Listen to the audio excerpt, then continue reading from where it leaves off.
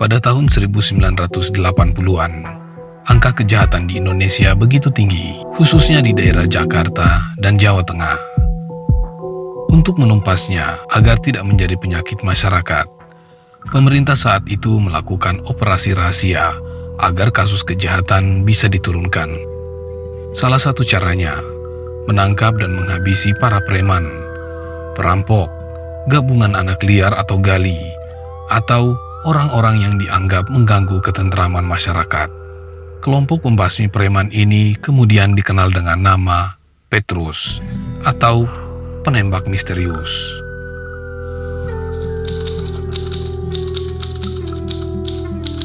Suatu malam di bulan Juli tahun 1983, mobil Toyota Hardtop yang dikemudikan Bati Mulyono baru saja melintasi Jalan Kawi Semarang. Tiba-tiba, dua motor menyalip kencang, lalu terdengar suara tembakan. Dua peluru menembus mobil. Bati langsung menginjak pedal gas. Sang penembak pun kabur entah kemana. Sejak malam kejadian itu, Bati menghilang. Dia tak pulang ke rumah, kendati istrinya, Siti Nurhayati, tengah hamil tua. Bati memutuskan untuk bersembunyi dari kejaran operasi pembasmian preman yang kerap disapa Petrus atau penembakan misterius. Sejak pertengahan tahun 1983, Bati hidup nomaden dan bersembunyi di Gunung Lawu. Dia baru berani turun gunung pada tahun 1985 setelah Petrus mereda. Nasib Bati masih mujur. Selama di dunia hitam, Bati Mulyono bukan sembarang preman.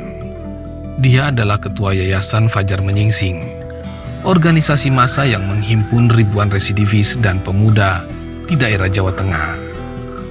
Organisasinya itu dibekingi oleh Gubernur Jawa Tengah saat itu, Suparjo Rustam, serta Ketua DPRD Jawa Tengah, Widarto, dan pengusaha Sutikno Wijoyo. Dengan restu elit penguasa daerah, Bati menjalankan bisnisnya, mulai dari jasa broker sampai dengan lahan parkir di wilayah Jawa Tengah. Hubungan yang dibangun antara elit dengan para preman pun bergerak lebih jauh dari sekedar bisnis. Preman pun digunakan sebagai kelompok-kelompok milisi yang diberdayakan pada saat musim kampanye pemilu tiba. Tugasnya memprovokasi massa dari partai lain yang sedang berkampanye di lapangan Banteng, Jakarta Pusat. Insiden itu dikenal sebagai peristiwa lapangan Banteng. Sejumlah korban berjatuhan. Beberapa orang ditangkap atas tuduhan mengacau. Tapi Bati dan kawan-kawan tidak pernah tersentuh. Ali Murtopo, yang saat itu menjabat sebagai wakil kepala Bakin, dituduh berada di belakang peristiwa itu. Dan tidak berapa lama kemudian, Soeharto membuangnya. Walaupun dekat dengan elit penguasa daerah, tidak menjamin keselamatan seorang preman. Tokoh sekaliber Bati pun tetap jadi incaran eksekutor. Sejumlah pentolan organisasi preman pun dicokok dan dihabisi nyawanya tanpa diketahui keberadaannya. Tokoh-tokoh Prems yang juga jaringan Fajar Menyingsing telah lebih dulu dihabisi, antara lain Edi Menpor dan Agus TGW.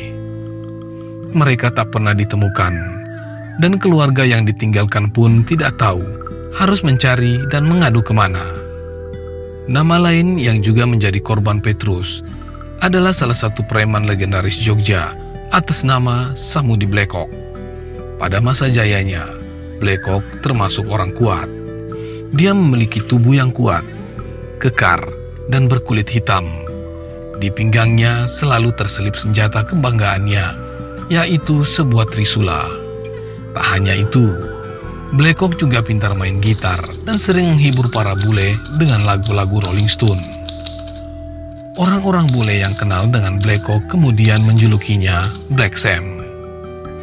Saat operasi Petrus di Jogja memanas tahun 1983, Black Hawk kemudian meninggalkan kota. Setelah menganggap situasi sudah aman, dia kembali ke kotanya tercinta. Namun naas, dia tidak luput dari korban Petrus. Black Hawk ditemukan mati tergeletak dengan muka rusak di kawasan Kuta Gede.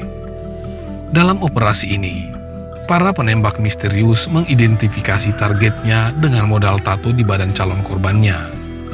Kemudian, setelah ditembak, dimasukkan ke dalam karung dan dibuang di sembarang tempat.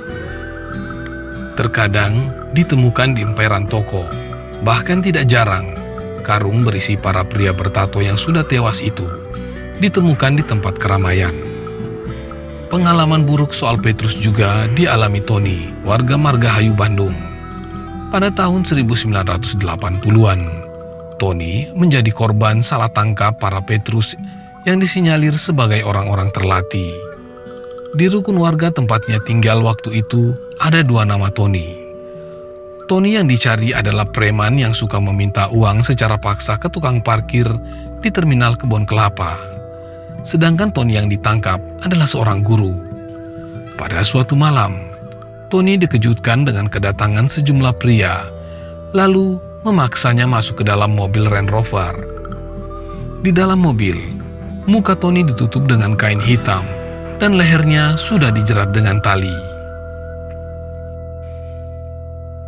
Tony dengan perasaan yang diliputi rasa takut, mengakui kalau dia bukanlah preman dan dia hanyalah seorang guru. Mendengar itu, salah seorang Petrus memerintahkan agar identitas Tony diperiksa.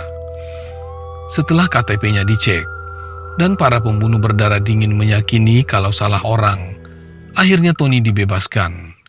Dia lalu dibuang di Cikole, sekitar 16 km dari Margahayu dengan tangan terikat. Beberapa bulan setelah kejadian itu, Tony yang dicari-cari ditemukan tewas mengenaskan di pinggir jalan di kota Bandung. Warga meyakini si tukang palak itu tewas di tangan para penembak misterius. Persoalan Petrus yang semula dilakukan secara rahasia, lambat laun tersebar di masyarakat dan bahkan mendapatkan perhatian dari dunia luar. Sejumlah organisasi antara lain Amnesty International menyoal pembunuhan yang sadistis itu.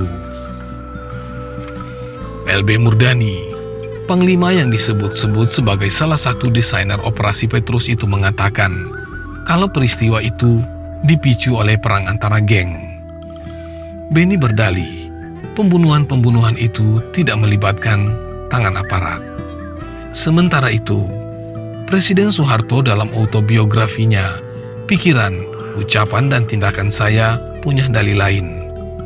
Dia menuturkan kalau Petrus ditujukan sebagai usaha mencegah kejahatan seefektif mungkin dengan harapan menimbulkan efek jerah.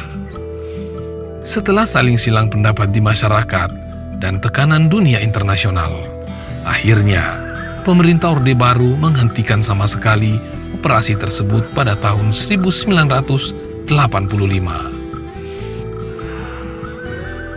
Sejak dimulai pada penghujung tahun 1982, sampai dengan berakhirnya operasi itu, ada sebanyak 1.000 lebih korban tewas. Berdasarkan data Komisi untuk Orang Hilang dan Tindak Kekerasan Kontras, puncak tertinggi korban Petrus terjadi pada tahun 1983 dengan jumlah 781 orang.